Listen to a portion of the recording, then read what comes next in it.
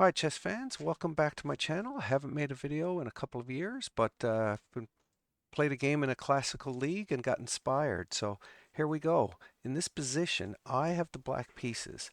And I end up winning this game, but I shouldn't have played the way I did right now because I did slip into a drawn position. So I want to show you what I did and a couple of lessons that I've taught myself from this.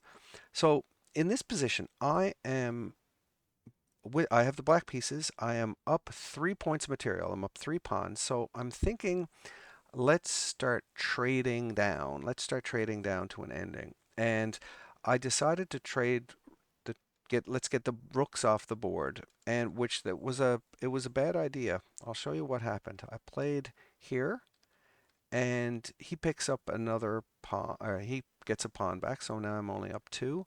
And I end up getting to this position here, which the computer says it's a complete draw.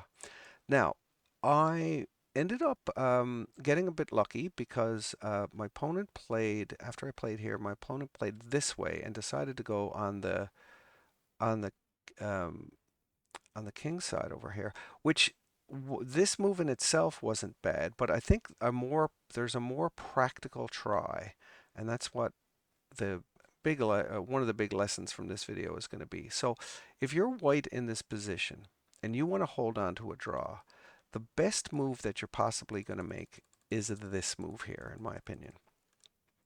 Let's think about it. Black is up 2 pawns. If you push this one, then this pawn is perfectly controlling both of these, um, especially with this bishop on the light square solidifying it.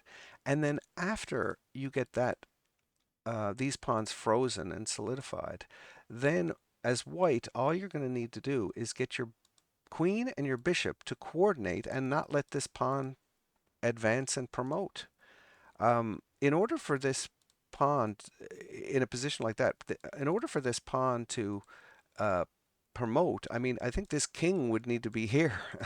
And how is that going to happen with this queen buzzing around, maybe able to make a check and then pick up this bishop? So you want to be really, really careful in that kind of position. So, like, let's just say, for example, that white was to play here. If black now, a natural move for black would be just to get this pawn moving.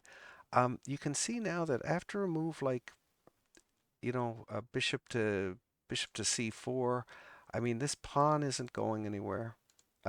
This bishop and this queen can perfectly coordinate to stop this from happening. So white or black has just watched his advantage just kind of, slip away in a position like this. So if we go and I'm going to go back and look at it from black's perspective, in a position like this, what you really want to do, okay, I'm up 3 points of material, but and I know that it is a chess principle that when you're ahead in material, trades are going to be better for you, and that normally happens. But this is an exception. This is what you want to start looking for. If you're up 3 points of material and you want to trade pieces, you got to look at the board after that trade is made and think, is your opponent going to be able to coordinate their pieces very well? And the example here, yes, if I trade this rook for this rook, this queen and this bishop are really going to be able to coordinate well.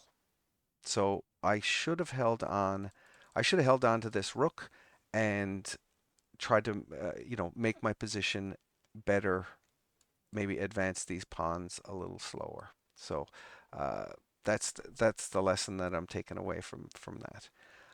All right, well, thanks for watching, and don't forget to like the video and subscribe.